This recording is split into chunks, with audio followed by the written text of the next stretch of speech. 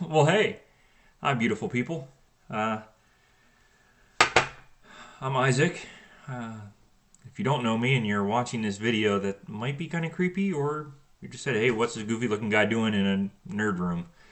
Those of you that do know me know that I know that tomorrow is the first day of race season. Yes, that's right.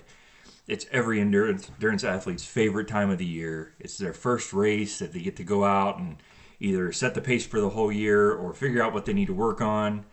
But getting back all that camaraderie that you might have missed during the winter months, it's just a great time. This will be my sixth time running this 5K. It's the 14th annual. Molly, are you not happy? She not happy. Here, I'll let you out. Hold on 1 second, guys. I'll be right there. Go ahead, Molly. You can go out. Go ahead. Go ahead. Okay. Sorry, guys. That was my dog. She runs the house. Anyway, it's the 14th annual Penguin in the Park 5K in Decatur, Illinois. Like I said, about my sixth time running it. It's one of the races that really got me into running and made me feel at home with a lot of people in Decatur and the Decatur Running Club. And I'm really excited about tomorrow. I'm feeling great. Feeling better than I have in years, especially after the tough week I've had. And I'll talk about that in a minute. I'll close with that. But right now, I really want to talk about how important running is for me. And if you remember in my video early in January, I talked about how we lost a wonderful young lady named Oliviah Hall, and how I was dedicating every step of 2019 to her. And I'll tell you what, call it placebo effect, call it mind games, or call it divine intervention. But I haven't felt stronger. And every time I think about her when I'm running, I run harder and I run faster and I have more endurance. So she's definitely been out there running with me. And like I said, I'm dedicating every step to her throughout the year 2019. I'm raising money for the Alex's Lemonade Stand Foundation, which is a not-for-profit foundation that helps to fight childhood cancer. My donation page will be in the link below. So please, if you want to donate, we'd love it. If you can't donate, just share the video or share the link to somebody that you think would, because there's no reason somebody who hasn't had the chance to experience all the things that you or I have in the proper order or the proper timeline should have to go through. So anyway, the reason I'm saying this is because tomorrow is the first race of race season. And I've got the 5K tomorrow, and I've got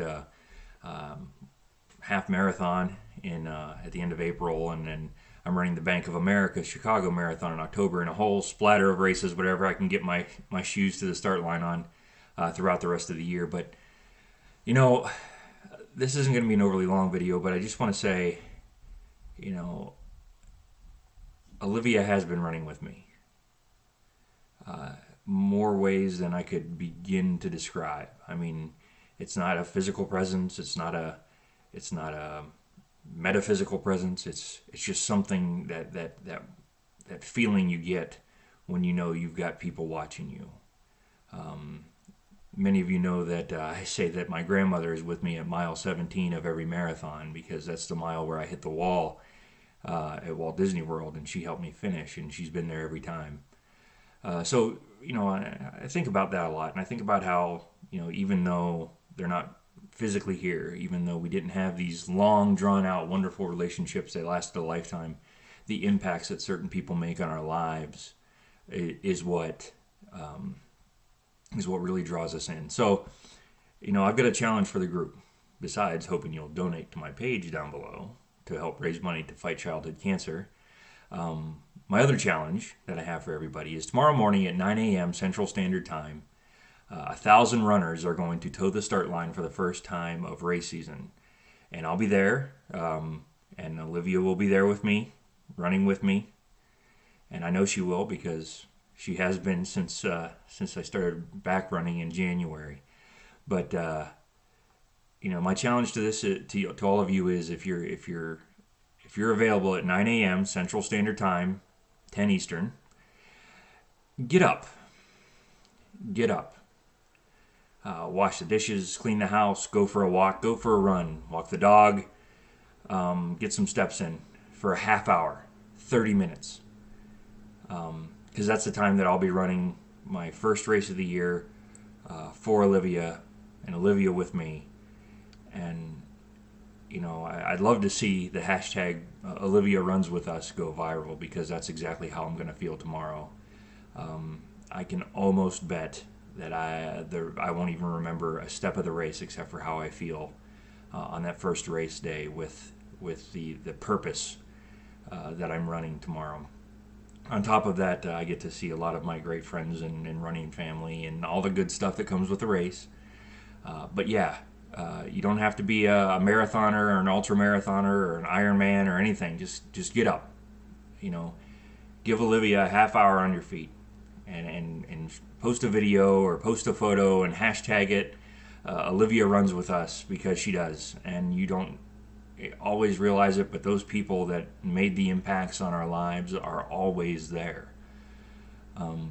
That's how legends are made. That's how history is made, by those people that make the impacts. And I can tell you right now, that young lady made an impact on so many lives. So let's show it, and let's do this for her. Olivia got to do so many things in her short time, but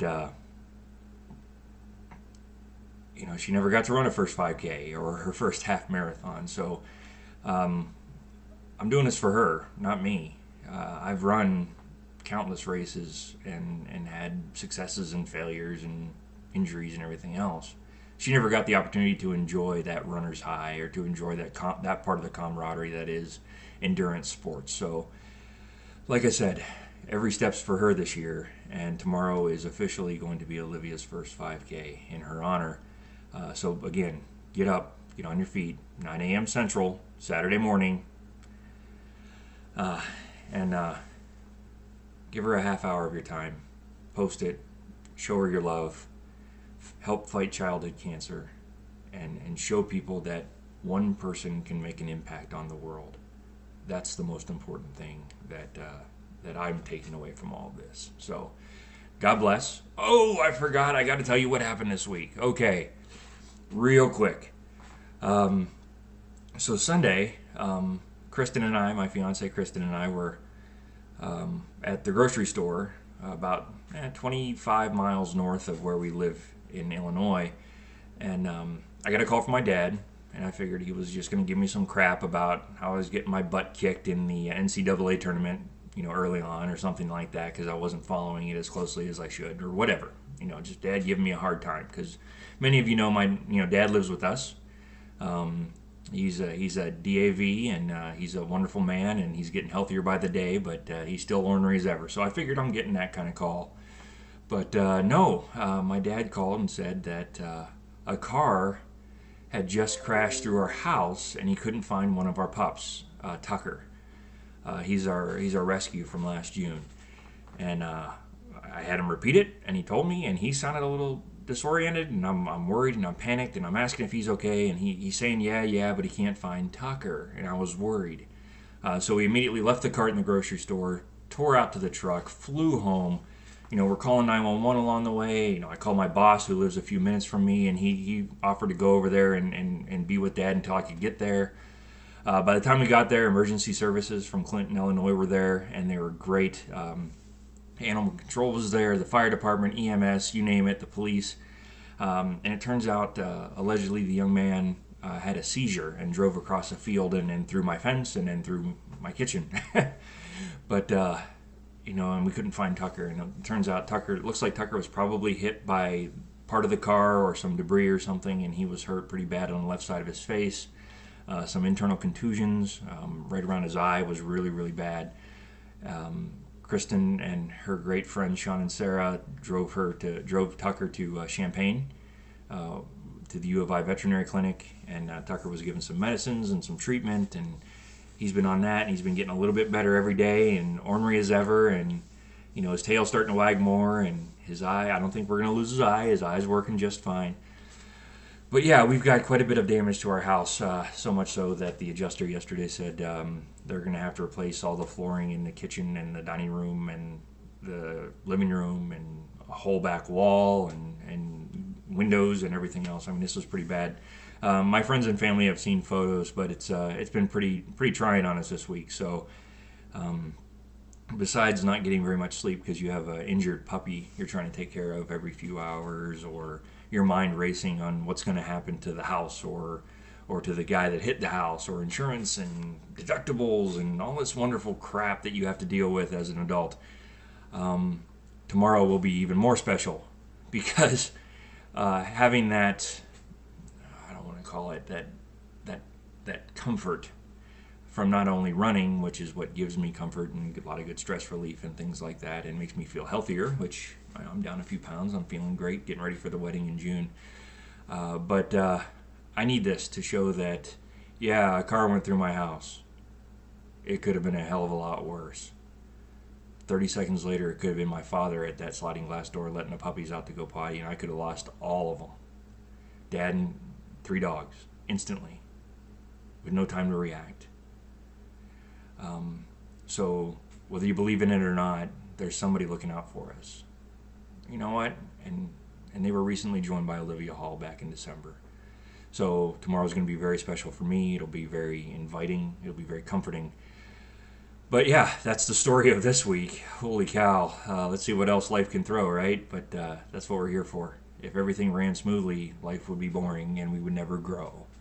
And we would never learn to embrace the good that is in the world out there, because when stuff bad happens, you have to embrace the good. So I'll sign off. God bless. Love you all. I hope you get on your feet tomorrow. I hope you give us 30 minutes. 9 a.m. Central Standard Time, 10 a.m. Eastern. Get on your feet for 30 minutes. Clean the house, walk the dog, march in place, play on the Wii, whatever. 30 minutes for Oliviah. Make it go viral. Help fight childhood cancer. Let the world know that you're with #TeamOliviah, because I am, for life. Love you guys. Talk to you soon. And run hard, run heart. Thanks.